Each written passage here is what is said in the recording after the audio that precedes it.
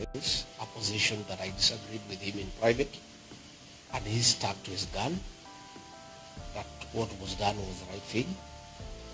And as a parent, as a Christian, as a Kenyan, I needed to put the record straight so that the people of Kenya could know that I was not part of that decision, and I disagreed with the action taken by the president to kill young children for raising issues of concern to the country, and going ahead by adding insult to injury by describing them as criminals and treasoners. I had to disassociate myself with a statement by William Ruto and went ahead to confirm that the agencies were indeed my sons and daughters. And that is why I took that position then. Thank you. Yes, Your Excellency, this is going to be just like a follow-up question. And there's somebody who asked, if you are the president in that time, we understand you are not the president. And we know exactly what transpired, what happens, our children getting killed. But if you were the president in that time, would you have done things different? Definitely, I would have done things differently. In fact, the decision by William Ruto to kill our children and try to justify it is what caused a very big disagreement between me and him. If I was president, I would have done things differently. I would have listened to these children and the issues they were raising, because they are our children, and they were not just speaking from nowhere. There were serious issues in Kenya about the finance bill of 2024. And when your children correct you, you don't kill them. You listen to them. That's what we do. I'm a father of 2 young boys, and anytime they have had an issue with the decisions that I've made, I take it upon myself to listen to them and reason with them and try to persuade them, and they try to persuade me, and somehow we agree. But I would never beat them up, threaten them, or harm them. So if I was president, I would not have ordered the killing of children for raising issues concerning the people of Kenya. I would have taken time to give them an opportunity to listen to them and reason with them, and we come up with an agreement on the way forward. All right, thank you. Next question. Your Excellency, do you believe in restorative justice? And by asking this, what I'm trying to say is, we are very hopeful that your coalition will take the government in 2027. If this happens, are you going to compensate the families of the Kenyans who were killed by the current government? Thank you very much. In the United Opposition, we have a committee on restorative justice led by former Speaker and former Attorney General, the Honorable Justin Bidan Muturi, because I believe in restorative justice. The young children who died and their parents deserve justice, and they are entitled to justice. In fact, if I'm elected as President of the Republic of Kenya in 2027, my first action in office will be to set up a judicial commission of inquiry to inquire on the killings that took place on June 25th and the subsequent killings that have taken place since then, the issues of abductions, so that all those people who are responsible for the killings are brought to justice. Number 2, I would initiate a mechanism for the compensation of families of those children who are tortured, those who are killed, and all those who have had problems with the government of President William Ruto. So let me assure the people of Kenya that I'm committed to make sure that the agencies and their parents do get justice, and all those who took part in abductions, in extrajudicial killings, in torture, in burning people's businesses, in disrupting meetings will be brought to justice. In fact, let me put our police officers on notice. All those officers who are being misused by William Ruto to break the law and disrupt public meetings, shoot leaders, beat up people, they'll have to answer. And I have asked our teams to keep a record of all these actions that are unlawful, that are being perpetuated by the police, so that these people will be held to account. I want to ask families of Gen Zs who are killed, who disappeared, to make sure they document all the circumstances under which their children disappeared, under which police station, so that the commanders of those stations then will be held to account.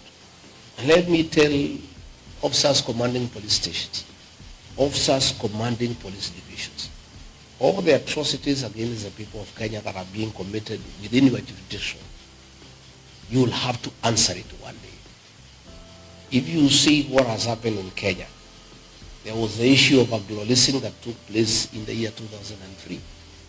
The courts have decided so many years later, almost 22 years later, that those people will have to face justice.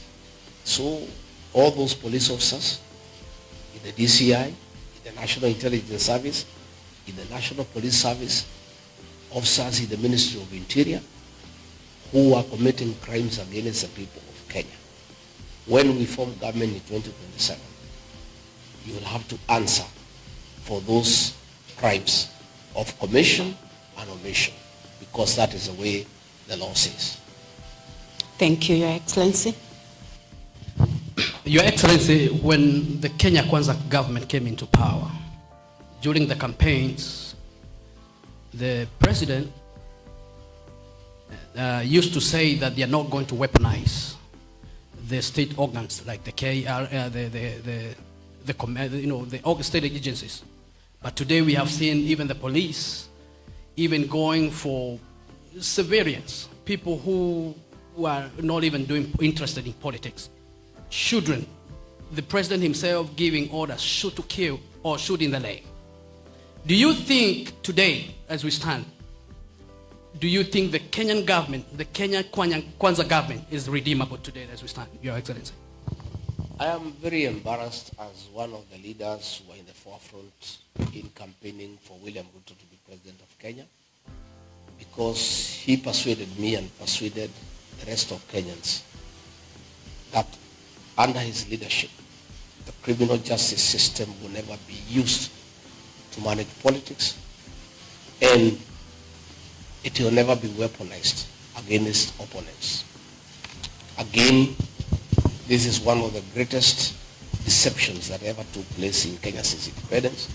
William Ruto deceived all of us, and we believed him, that he will never use the criminal justice system to deal with those opposed to him. That is exactly what is happening today. The Kenya Revenue Authority has been weaponized. All those who disagree with William Ruto are being harassed by the Kenya Revenue Authority. All those who don't agree with William Ruto are being persecuted by the DCI, by the National Security Intelligence Service. All those who have issues with what is happening in Kenya are being persecuted day and night. This is very sad, because I, like other Kenyans, were deceived by William Ruto that he will never use the criminal justice system to persecute people. But he is doing it with abundance, with brutal efficiency, and it is very sad. I want to say that this government cannot be redeemed. Where we have reached, there is nothing that can be done. William Ruto was a great mistake for the people of Kenya. It's a mistake all of us have to live with. But as they say, making a mistake is not very bad. What is bad is to repeat that same mistake. The people of Kenya have to deal with this matter, and that is why one term has become a national movement. It is a clarion call in every public sitting, anywhere 2-3 people are meeting, even young children. Everybody is just saying one term, because this government cannot be redeemed. And I'm very excited that yesterday in the Senate, the chairman of the Foreign Relations Committee tabled a motion for the American legislative arm to review the status of Kenya as a non-NATO ally because of violation of human rights, because of abductions, extrajudicial killings, using police against civilians, and again working with terrorist organizations in Sudan, in Somalia.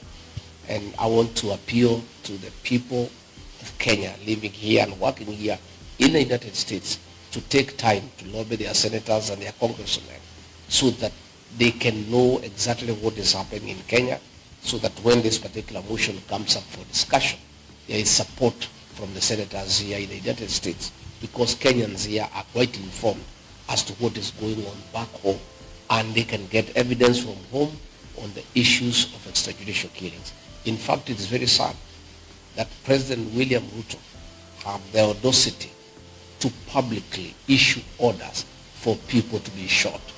His Minister for Interior gave a shoot to kill order, which is happening every day. These are some of the things that must find their way on the floor of the Senate here in the United States, so that the American government can be well apprised of what is going on back at home. And we are hoping and we are appealing to the American government, and specifically President Donald Trump, that as he chooses an ambassador for Kenya, because the position is vacant, to consider to give us an ambassador to Kenya of the same caliber and thinking and orientation as Smith Hempston, who came in to help the people of Kenya when they face similar circumstances of violation of human rights and the erosion of democracy. We'll be very happy if we could get an ambassador the caliber of Smith Hempston to come to Kenya and help us to restore our democracy and to restore the respect of human rights in our country. Thank you. Follow-up question would be, so you don't think, Your Excellency, the empowerment programs that are going on right now in almost every village, we've seen, in the media, they are going in every village, they're, saying empowerment. We don't know exactly what it is. You don't think that is going to redeem this government or anything? Those are not empowerment programs. That is daylight bribery of voters using stolen public funds. These are funds that were meant for education, free primary education and free secondary education. This money, William Ruto has diverted management for education through the National Intelligence Service, ostensibly to deal with regional security. This money is withdrawn in cash every Friday and given to Kindiki to go around the country bribing voters and cheating them. That is empowerment. William Ruto promised real empowerment when he became president. If he wants to do real empowerment, he needs to bring a bill in Parliament where these programs are well explained and included in the budget, so that there is an organized way of doing empowerment. Today, how do you explain where is the deputy president getting this money from? His salary is known. He has been in office for 10 months. He has not earned more than 10 million shillings. In the last several months, he has spent over 300 million shillings. This money is not in the budget. Where is this money coming from? These are proceeds of corruption. And these are funds that are being used to corrupt the morals of our people and try to bribe voters ahead of the 2027 general election. So it's all deceit, it's all a conman game, and it has nothing to do with empowerment. It is simply bribery and a scheme to deceive the Kenyan voter, to try to persuade them to have William Ruto elected as president. Thank you.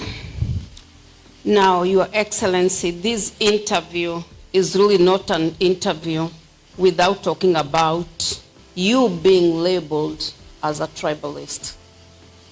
And as you may know, probably you are aware that most of us who defend you on social media, we are also labeled tribalist.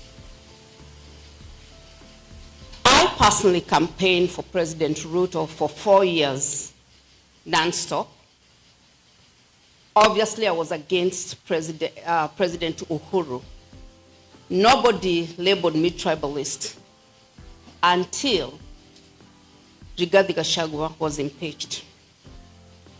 We have seen you hold rallies in Mombasa, Bungoma, Kakamega, Kajiado, Nairobi, and other parts of the country with great acceptance from Kenyan masses. Why the government, and indeed its handlers, calling you a tribalist? Why do you think they call you a tribalist? And we have seen you in many other regions that do not belong to the Kikuyus. Thank you, Jerry. That is a narrative by William Ruto to try to demonize me before the people of Kenya and to suppress truth. William Ruto has nothing against me. And the only remaining strategy is to label me a tribalist, to try to demean me before the people of Kenya. Fortunately, it's only William Ruto, his sycophants, and bloggers paid by government who call me a tribalist. I'm the darling of the Kenyan people. As you have rightly said, when I was in Ukambani, everybody, thousands of people from that area wanted to hear from me. When I arrived in Mombasa, in Kilifi, in Malindi, everybody wanted to listen to me. When I went to Masai Land, in Kajiado, in Narok, the Ma people want to listen to Rigathi. When I went to Western Kenya, I was a star guest in Bungoma, in Busia, in Kakamega, in Vihiga. The people of Kenya believe in me and the truth that I speak every day. It's only William Ruto because there's nothing else he can say against me.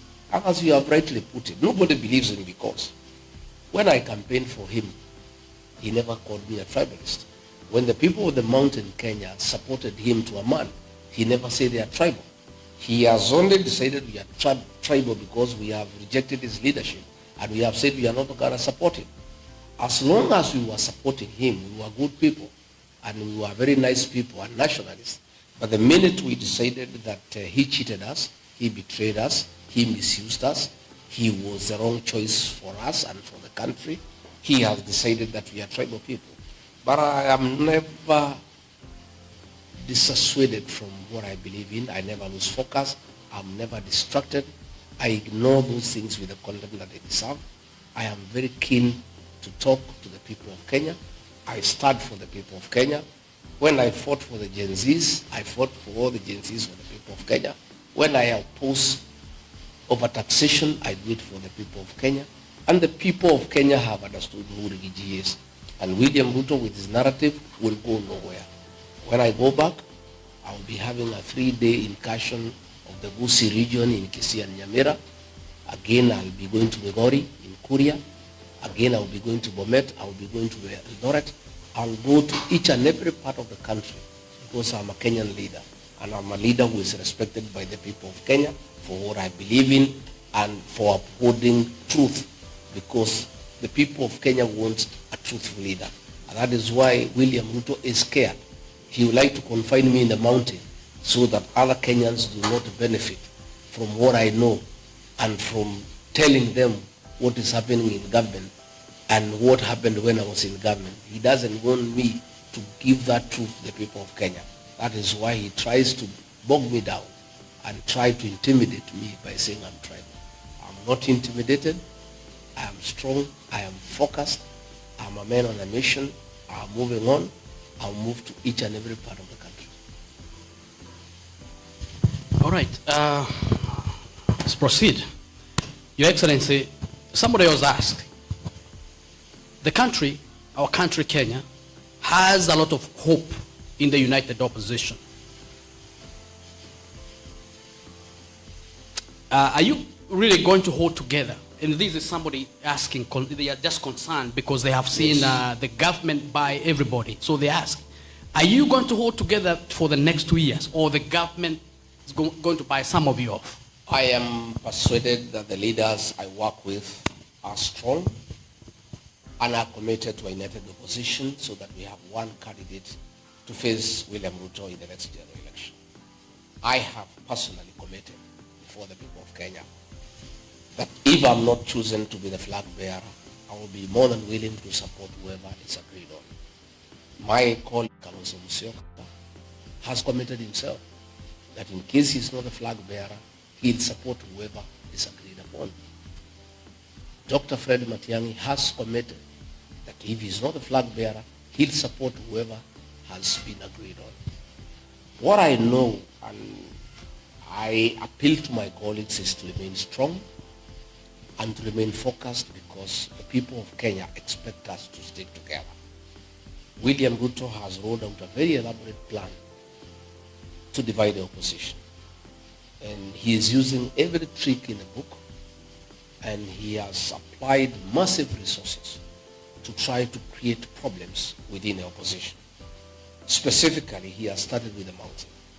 He would want a situation where he divides the mountain, because the mountain vote, by sheer size, is very decisive in who becomes president and who doesn't become president. And since he is aware that the mountain has decided it will not support him, he would like to divide the mountain. We are aware of schemes to form political parties within the mountain to come and rival the DCP, which is the party of choice in the area. We are aware that he is trying to introduce a third force by, funding leaders who appear like they are opposed to him, but you start wondering where they are getting money all of a sudden to start dishing around in the country. These are things that are going on, but luckily for us, the people of Kenya are very intelligent and they see these things from far. People are very enlightened and they can see through William Ruto. And I want to assure leaders who are being used by William Ruto to divide the opposition, to divide the mountain. William Ruto will destroy you the way he has destroyed the leaders who hang around him. People can see through you. People can read your lips. People can listen to the language that you are speaking. If, for example, you hear a leader from the mountain saying that Rigathi is tribal, they don't like tribalism, that is the language of William Ruto. You don't need to have rocket science to know who is sponsoring that person, because that is the language of William Ruto of saying the people of the mountain as tribal. So if you hear a leader from the mountain all of a sudden talking about tribalism, oh, we don't want tribalism, that is the language of William Ruto. You can tell, and then you can see those leaders are having some bit of money and they did not have money before. That tells you clearly what is happening. So I want to tell those leaders, the people are very intelligent. And I want to remind our leaders of the situation in the year 2002. The people of Kenya had decided that they did not want anything to do with Daniel Arap Moi and his project.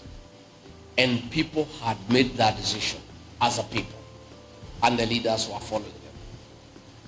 The Honorable Musalia Mudavadi was in the group that had rejected the project of President Daniel Arap Moi. Somewhere along the way, Moi convinced him to abandon the people and join him. He dismissed Professor George Saitoti as vice president and appointed Musalia as vice president. And Musalia was earmarked to be the vice president for Uhuru Kenyatta. The people of Sabatia, the people of Vihiga, the people of Western Kenya refused to follow Musalia Mudavadi. He went alone. He lost his seat as a member of parliament for Sabatia. Let me caution my colleagues and all those of us who want William Ruto to be wanted. The mood in the country today as we speak, any of my colleagues will abandon the one-term movement at the behest of President William Ruto for the purposes of financial gain or promises or positions, that he'll go alone and he will not go with the people. And he or she will be isolated. That is what I know. But I'm happy talking to my colleagues this morning, because all of us are concerned about the machinations of William Ruto. All of them are steadfast and they have committed, they will stick to the course and they will not let the people of Kenya down. Thank you so much, Your Excellency, for your time and answering our questions, and even finding time to come and be with us here in the Midwest. But before you go, we want to ask you the last one. Why one term? If you answer that one, we're going to call it a day. Thank you. Thank you very much. Why one term? because nothing can work in Kenya when William Ruto is in office. For us to bring to an end abductions and killings of young people, William Ruto must exit from office. For us to restore our education system so that our children can go to school, they can access free primary and secondary education, our university students can have loans, William Ruto must exit from office. For the economy to get back on form, for us to restore our economy, William Ruto must be one term. What we are saying is, before we can get our country back, before we can restore the dignity of the PESA, William Ruto must exit from State House. And that is why the Kenyan people in unison have agreed this one term. To an extent that today, the president and his deputy cannot hold an organic meeting. All their meetings must be at our tent where people have been vetted and paid so that they can avoid people singing one term. You saw what happened during the opening match of the Chan football tournament. The president and the governor of Nairobi had to purchase all the tickets, and the tickets were given to officers from the Kenya prisons, NYS personnel, and supporters of Governor Sakaja and MCAs aligned to him, so that they don't have an organic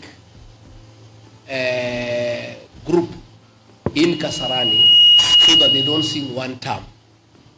In the process, they were not able to distribute all the tickets, despite organizers having said that all the tickets have been sold out.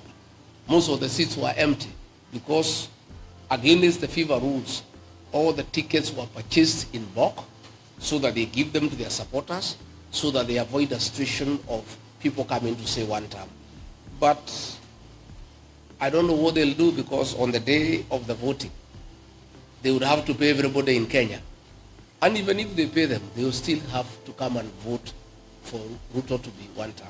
So it's a prerequisite for us to restore Kenya, for us to restore our country, for us to restore our economy, for us to restore the dignity of the person, for us to have our children safe from killings, for us to have Kenyans doing business in a good environment. William Ruto must be one term. That is the movement we are spearheading, and I can tell you it's unstoppable and it's going on. And probably they were thinking it's Rigathi who is behind it. I've been out of Kenya for the last 5 weeks. The one-term movement is even stronger than it was when I was in Kenya. So it's one term. Your Excellency, we want to thank you so much for your time. Thank you. And again, thank you for visiting us here in Midwest. Thank you. Thank you. I look forward. Asante sana. Thank you very much.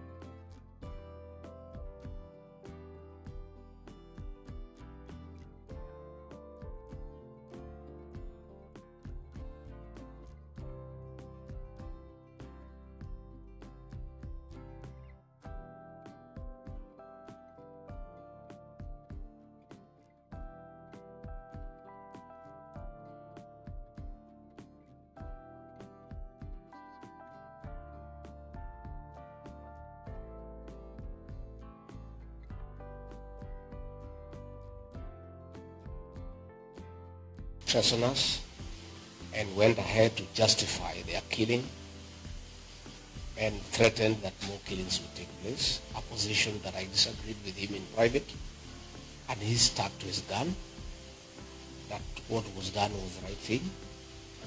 And as a parent, as a Christian, as a Kenyan, I needed to put the record straight so that the people of Kenya could know that I was not part of that decision, and I disagreed with the action taken by the president to kill young children for raising issues of concern to the country, and going ahead by adding insult to injury by describing them as criminals and treasonous.